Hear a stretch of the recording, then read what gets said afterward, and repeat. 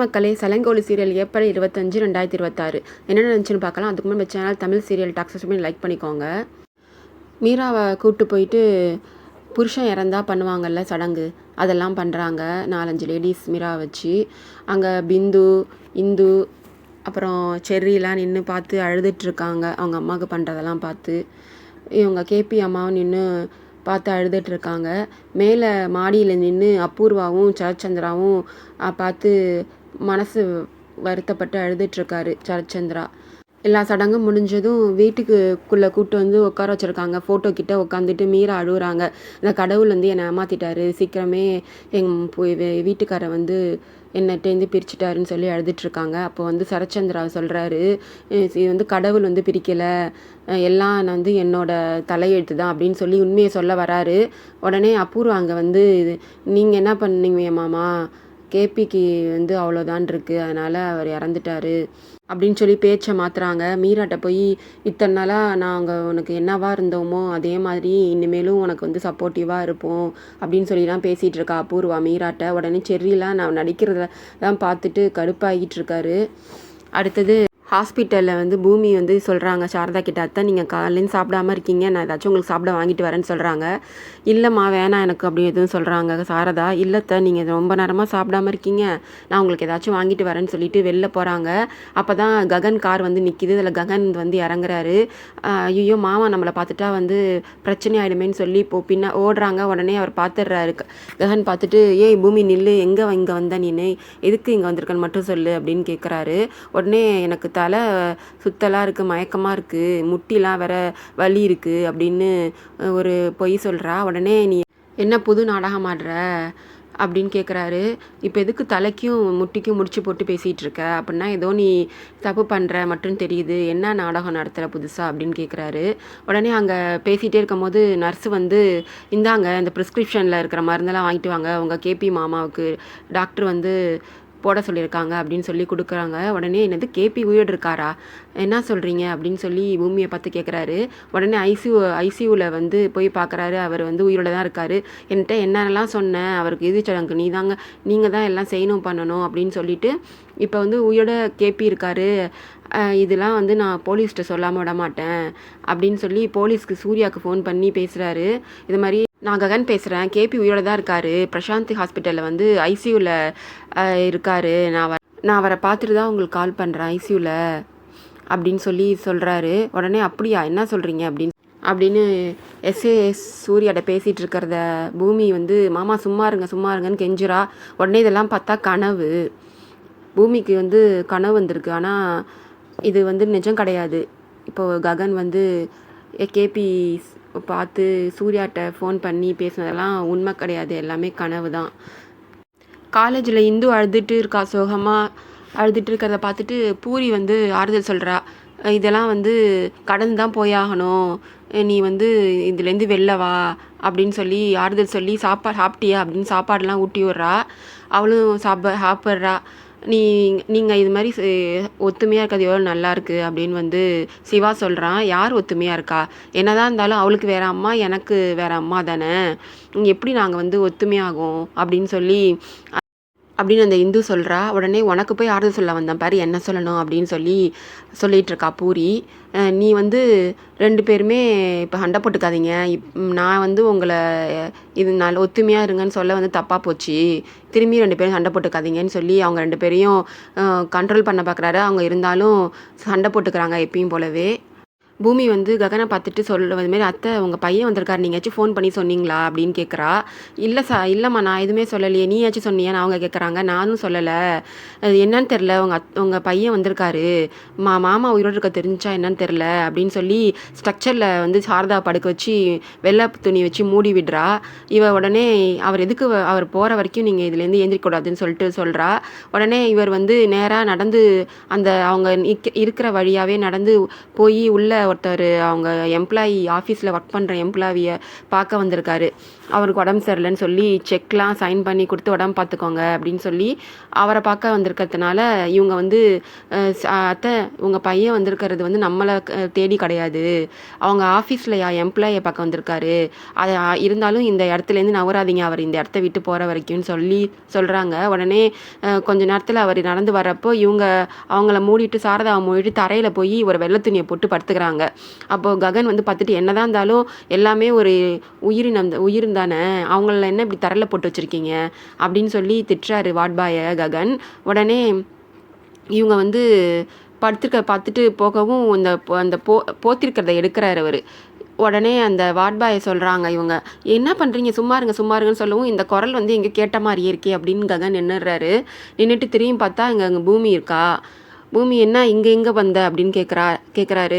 நான் வந்து ஒரே வாந்தியாக இருக்குது, எனக்கு தலை சுத்தலாக இருக்குது அப்படின்னு சொல்லி பில்டப் பண்ணுறா. எப்பயும் போல் அவர்கிட்ட வம்புழுக்கிறா. என்ன சொல்லி நினச்சிட்டு இருக்க, உன்னை தாலி கட்டவே இல்லைன்னு நான் சொல்லிட்டு இருக்கேன், நமக்குள்ளே எதுவுமே நடக்காத போது நீ எப்படி இதெல்லாம் உனக்கு சிம்டம்ஸ் வரும் அப்படின்னு கேட்குறாரு. நீங்கள் அன்றைக்கி ஒரு நாள் என் மேலே கால்லாம் தூக்கி போட்டிங்கல்ல அதனால் இருக்குமோ அப்படின்னு சொல்லி வம்புழுக்கிறா. அங்கே டாக்டர் போகிறாரு. சார் இவர் தான் எங்கள் வீட்டுக்காரு, எப்பயும் போல் இந்த கல்யாணம்லாம் ஆனால் இந்த வாமிட்டிங் இந்த ப்ரெக்னன்சிலாம் காமன் தானே அப்படின்னு சொல்லி என் டாக்டர்கிட்ட கேட்கவும் ஆமாம் அதெல்லாம் காமன் தான் சொல்கிறாரு. அப்படியா, அப்படின்னா எங்களுக்கு வந்து பையன் பிறக்குமா பொண்ணு பிறக்குமான்னு சொல்லி அவர் டாக்டர் கேட்குறா பூமி. இதெல்லாம் ஒன்றுமே புரியாமல் அந்த டாக்டர் நின்றுட்டுருக்காரு. சார் இவ இப்படி தான், நீங்கள் போங்க சார், நீங்கள் உங்கள் வேலையை பாருங்கன்னு அனுப்பிச்சி வைக்கிறாரு. ஏதோ திரும்பி ஒரு நாடகம் போடுற மட்டும் தெரியுது, எனக்கு வந்து தெரியட்டும் உன்னை வச்சுக்கிறேன் அப்படின்னு சொல்லி பூமியை திட்டிக்கிட்டு அவர் பாட்டிக்கே அந்த ஹாஸ்பிட்டலை விட்டு போயிடுறாரு. உடனே சாரதாவை எழுப்புற, அத்தை ஏந்திரிங்க, அவங்க பையன் இங்கே போயிட்டாரு ஹாஸ்பிட்டலை விட்டு, இருந்தாலும் நம்ம இங்கேயே இருக்க முடியாது, நம்ம மேலே சந்தேகம் வரும், எப்போ வேணாலும் அவர் திரும்பி நம்ம மேலே சந்தேகப்பட்டு வரலாம், அதனால் நம்ம இங்கே இருக்கிறது ரொம்ப இப்போ ரிஸ்க்கு, அதனால் நம்ம 2 நாளைக்கு ஒரு தடவை மாமா வந்து பார்த்துப்போம், டாக்டர்கிட்ட சொல்லிவிடுவோம், அவங்க மாமா ஆள் வச்சு பார்த்துப்பாங்க, அதனால் நம்ம அதுக்கு அமௌண்ட் எவ்வளவோ அதை கொடுத்துடலாம், காசு எவ்வளோ செலவானாலும் பரவாயில்ல, நம்ம இங்கே இருந்தால் அவங்க பையனுக்கு சந்தேகம் வரும், நம்ம 2 நாளைக்கு ஒரு தடவை வந்து பார்த்துக்கலான்னு சொல்லிட்டு 2 பேரும் கிளம்பி போகிறாங்க வீட்டுக்கு. வீட்டில் வந்து சரத்சந்திரா ரொம்ப குற்ற உணர்ச்சியோடு இருக்கார். மீரா வந்து தரையில் படுத்துக்கிட்டு அழுதுட்டுருக்கிறது. செர்ரி வந்து அவங்க அப்பா சட்டையை போட்டுட்டு, அப்பா நீங்கள் என்னை விட்டு போயிட்டீங்க, எனக்குன்னு பெஸ்ட் ஃப்ரெண்ட் யாருமே கிடையாது, நீங்கள் தான் என்னோடய பெஸ்ட் ஃப்ரெண்டாக இத்தனை வருஷமாக இருந்தீங்க, ஆனால் என்னை விட்டு போயிட்டீங்களே அப்படின்னு சொல்லி அழுதுகிட்டு இருக்கான் அவங்க அப்பா சட்டையை போட்டுக்கிட்டு. அதெல்லாம் பார்த்து நம்ம எவ்வளோ பெரிய தப்பு பண்ணிட்டோம் அப்படின்னு சொல்லி ரூமில் அழுதுட்டுருக்காரு. அப்போ தான் அபூர்வா வரா. அபூர்வா வந்து இதுமாதிரி சொல்கிறா, ஏமாம்மா அழுவிறீங்க அப்படின்னு கேட்குறா. உடனே மீரா வந்து பைத்தியக்காரி மாதிரி சாப்பிடாம கொள்ளாமல் தரையில் படுத்துக்கிட்டு அழுதுட்டுருக்கா. செர்ரி என்னென்னா அவங்க அப்பா இறந்ததை நினச்சி அவன் சட்டையெல்லாம் போட்டுக்கிட்டு, எனக்கு பெஸ்ட் ஃப்ரெண்டே நீங்கள் தான், என்னை விட்டு போயிட்டீங்களேன்னு அழுதுட்டுருக்கான், என் தங்கச்சி இப்படிலாம் ஆகிறதுக்கு, என் தங்கச்சி பசங்க இது மாதிரி வருத்தப்படுறதுக்கு நானே காரணமாகிட்டேனே அப்படின்னு சொல்லி அழுகுறாரு. இதெல்லாம் தப்பு இல்லை மாமா, நீங்கள் எப்படியா இருந்தாலும் என்னை காப்பாற்றுக்கிறது தானே நீங்கள் வந்து கேபியை வந்து சுட்டிங்க, கேபி வந்து நல்லவன் கிடையாதுன்ற மாதிரி அவர்கிட்ட போட்டு விட்டுட்டுருக்கா.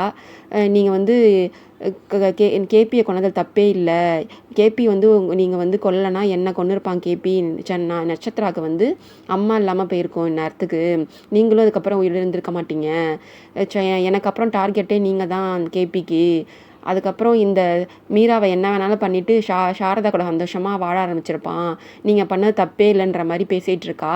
நீங்கள் ஹத்தியம் பண்ணுங்கள் என்கிட்ட, இனிமேல் இந்த விஷயத்தை பற்றி வெளில சொல்ல மாட்டேன்னு சொல்லிட்டு நான் அவங்களுக்கு தண்ணியாச்சும் ஜூஸ் ஆச்சும் எடுத்துகிட்டு வரேன்னு சொல்லி வெளில வரா. அப்போ தான் மருதாணி சித்து இதெல்லாம் கேட்டு ஷாக்காக நின்றுட்டுருக்கு. என்னம்மா இதெல்லாம் வேலையாக கைங்கரியமாக இருக்கும்னு நினச்சா இது மாப்பிள்ளையோட கைங்கரியமாக இருக்கே, மாப்பிள்ளையா வந்து கேபியை கொன்னாரு அப்படிலாம் சொல்லி கேட்டுட்ருக்கு. இதெல்லாம் தெரிஞ்சுக்கிட்டல, நீனு எல்லாத்தையும் காதில் வாங்கிட்டல, இதை வெளில தெரிஞ்சால் நீ உயிரோடு இருக்க மாட்டே அப்படின்னு சொல்லி மிரட்டிட்டு போகிறா. நான் இதெல்லாம் எப்படிமா சொல்லுவேன், தெரிஞ்சால் இதை வெளில சொல்லுனா நீ வந்து என்னை சும்மா உயிரோட விடுவியா, என்னை கொலை பண்ணுற மாட்டியா நீனு, நான் எப்படி சொல்லுவேன், நான் வெளில சொல்ல மாட்டேன் அப்படின்னு சொல்லிட்டு இருக்க மருதாணி சித்தி.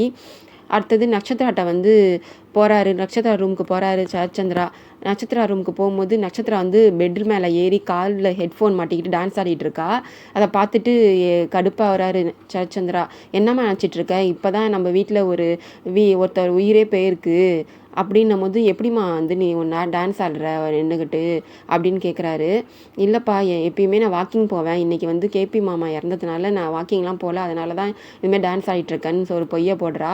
அடுத்தது சொல்கிறாரு இவர் சந்திரா, நீ வந்து செர்ரியை வந்து என்னன்னு கவனிமா, அவன் வந்து சாப்பிடாம கொள்ளாமல் அழுதுட்டுருக்கான் அவங்க அப்பா நினச்சி, நீ தான் அவனுக்கு ஆறுதலாக இருக்கணும் அப்படின்னு சொல்லி சொல்கிறாரு. இவளும் வந்து செர்ரிகிட்ட போய் எங்கள் அப்பா வந்துட்டு வந்து பாசமாக பேச சொன்னார், ஆறுதலாக இருக்க சொன்னார், உன்னை சாப்பிட சொல்கிறாரு, வா உனக்கு சாப்பாடு போடுறேன்னு கூப்பிட்றா, எனக்கு வேணான்னு சொல்கிறான். இப்போ அப்படின்னா எங்கள் அப்பாட்ட போய் நான் சொல்கிறேன், நான் பாசமாக பேசினாலும் அவன் காதில் வாங்காமல் வர முடியாதுன்னு சொல்கிறான் அப்படின்னு சொல்கிறா. இரு நான் வரேன்னு சொல்லிட்டு அவனும் கிளம்பி வரான். டைனிங் டேபிளில் உட்காந்து சாப்பாடை இஷ்டத்துக்கு எல்லாத்தையும் அள்ளி அள்ளி வைக்கிறா, எல்லாத்தையும் ஊற்றி ஒன்றாவே போட்டு வைக்கிறா. அப்போ தான் சந்திரா வராரு. வரவும் சாப்பிடு செர்ரின்னு அடிக்கிறா. உடனே அவன் சொல்கிறான், நீ முதல்ல சாப்பிடு நட்சத்திரா, நீ வந்து எனக்காக எவ்வளவோ பண்ணுற, இந்தா நீ சாப்பிடுன்னு அதையே எல்லாத்தையும் பிசைஞ்சு அவளுக்கே ஊட்டி விட்டுறான். அது அவ்வளோ காரமாக இருக்குது, சாப்பிட முடியாமல் சாப்பிட்டுருக்கா நட்சத்திரா. அப்போ தான் சரச்சந்திரா அதெல்லாம் பார்த்துட்டு போகிறாரு உள்ளே. உடனே வாஷ் பேஷனில் போயிட்டு ஃபுல்லாக எல்லாத்தையும் வாந்தி எடுத்துகிட்டு இருக்கா. இதை மருதான் சித்தி பார்த்துட்டு அபூர்வாட்ட போய், நீ என்னம்மா நினச்சிட்டு இருக்கா இந்த நட்சத்திரா, இவங்க இப்படி இதனால தான் ஒன்றா ரூமில் அவங்கள வைக்கக்கூடாதுன்னு சொன்னேன், இப்போ வந்து அவள் வந்து கேபியே திரும்பியும் உன் பொண்ணு மூலியமாக இந்த வீட்டுக்கு வந்துடுவான் போல இருக்கே அப்படின்னு சொல்லிட்டு இருக்கு. என்ன சொல்லிட்டு இருக்கு, எங்கே அவன் சொல்லி ஓங்கி பலாருன்னு அரைகிறா. அப்போ வாந்தியத்துக்கு தான் இருக்கா நட்சத்திரா. என்ன எதுன்னு கேட்காம பலாருன்னு அரைஞ்சிடுறா அபூர்வா. எதுக்கு மம்மி அரைஞ்சிங்க அப்படின்னு கேட்குறா. நீ எதுக்கு வந்து செர்ரி கூட வாழை பிடிக்கலன்னு இப்போ என்னென்னா வாந்தி எடுத்துட்ருக்கியா, அவனை எப்பயுமே தள்ளி இருந்தானே சொல்லியிருக்கான் அவன்கிட்டேருந்து அப்படின்னு சொல்லி அபூர்வா சொல்கிறா. என்ன நினச்சிட்டு இருக்கீங்க, அவனை சாப்பாடு அப்பா அவனுக்கு வந்து ஆறுதலாக சாப்பாடு போட சொன்னாருன்னு நான் சாப்பாடு போட்டால் அதை எண்ணெயே எடுத்து திருப்பி ஊற்றி விட்டுட்டான் எனக்கே, அது காரம் தாங்க முடியல, நான் வாந்தி எடுத்துட்டு இருக்கேன், இதில் என்ன நீங்கள் தப்பான புரிஞ்சுக்கிட்டு என்கிட்ட என்ன அரைகிறீங்க வந்து அப்படின்னு சொல்கிறா. இதுக்கெல்லாம் காரணம் மருதான் சித்தி தான் இது மாதிரிலாம் சொல்லிச்சின்னு சொல்கிறா. உடனே மருதான் சித்தியை பலாருன்னு விட்றா. இதுக்கெல்லாம் காரணம் நீ தானா அப்படின்னு சொல்லி. மருதான் சித்தி வந்து ஒங்கி, என்னம்மா என்னை போய் இப்படி அடிச்சிட்ட அப்படின்னு சொல்லி கணத்தில் கை வச்சிட்டு இருக்கு. வீட்டில் ககன் ஃபோன் பேசிகிட்டு இருக்காரு. அப்போ ஃபோன் பேசிகிட்டு இருக்கும்போது பார்த்தா பூமி வந்து அங்கே அந்த கல்யாண ஃபோட்டோ 2 பேரும் உட்காந்துட்டு மணமேடையில் தாலி கட்டுற மாதிரி இருக்கிற ஃபோட்டோ இருக்குல்ல, அதை பார்த்துட்றாரு. யார் இந்த ஃபோட்டோவை வந்து இங்கே மாட்டினது, ஏற்கனவே தான் இந்த ஃபோட்டோ இங்கே இருக்கக்கூடாதுன்னு தூக்கி போட்டேன்ல, இதெல்லாம் பூமி வேலை தான் இருக்கும், பூமின்னு கத்துறாரு. இவர் எதுக்கு இப்போ கத்திட்டு இருக்காரு, ஃபோட்டோவை பார்த்துட்டு கத்துறாரோ சரின்னு சொல்லிட்டு உள்ளே வரா. என்னம்மாம்மா ஏன் கத்துறீங்க இவ்வளோ அப்படின்னு கேட்குறா.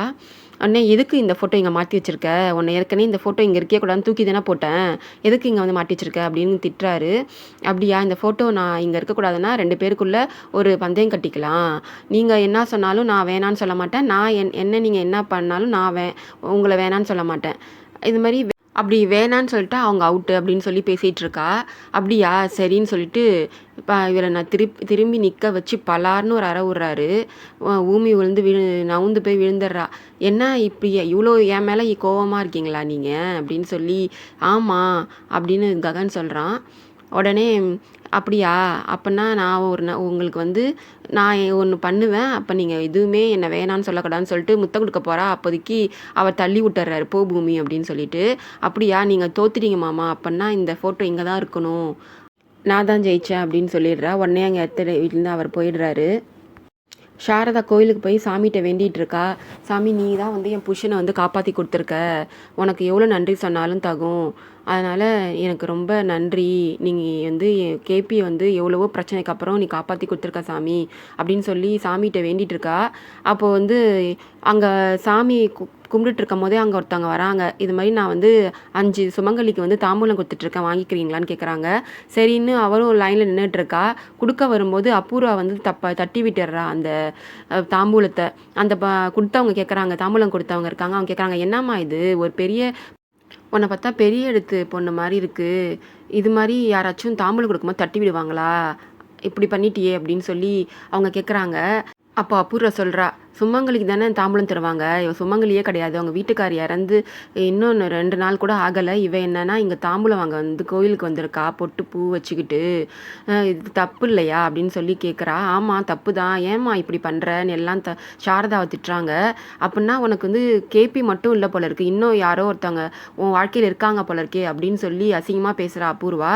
அப்போ அதை பொறுத்துக்க முடியாத சாரதா மண் எடுத்துகிட்டு வந்து அவன் மேலே வாரி விட்டுட்டு வந்துடுறா. அடுத்தது வீட்டுக்கு வந்து கேட்குறாங்க எல்லாரும், என்னம்மா இப்படி வந்துட்டு நிற்கிற அப்படின்னு சொல்லி மருதான் சித்தி கேட்குறாங்க. உடனே அபூர்வா சொல்றா, "இதுக்கெல்லாம் காரணம் அந்த சாரதா தான். கோயிலுக்கு வந்து பூவும் பொட்டோட வந்து தாம்பூலம் வாங்குறா.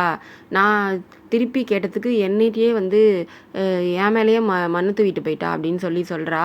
அது வந்து வாயில்லா பூச்சி தண்ணி பாம்பாச்சேம்மா அவ. அவளா அப்படி பண்ணா அப்படின்னு அந்த மருதாணி சித்தி கேட்குறாங்க. ஆமா, அவ தான் அப்படி பண்ணா. எங்க இந்த கேபி அம்மா எங்க? எங்க? அப்படின்னு கேட்டு கேபி அம்மாவ கூப்பிட்டு சொல்றா. நீங்க வந்து மீரா மட்டும் இந்த சடங்கெல்லாம் பண்ணீங்கல்ல, ஏன் வந்து சாரதாக்கு இந்த சடங்கெல்லாம் பண்ணல? அவ பூவும் பொட்டும் வச்சுக்கிட்டு கோயிலுக்கே வந்து தாம்பூலம் வாங்குறா அப்படின்னு கேட்குறாங்க. சாரதா பத்தி எனக்கு நல்லாவே தெரியும். அவ வந்து கேபி மேல ரொம்பவே மரியாதை வச்சிருக்கா. கேபி வந்து 2வதா வந்து மீராவ கல்யாணம் பண்ணாலும், ஏன் இப்படி பண்ணீங்கன்னு ஒரு வார்த்தை கூட கேட்டதில்ல. அப்படிப்பட்ட நல்ல பொண்ணு அவ. அவளை பத்தி தப்பா பேசாதீங்க அப்படின்னு சொல்லி அபூர்வா கேட்குறா.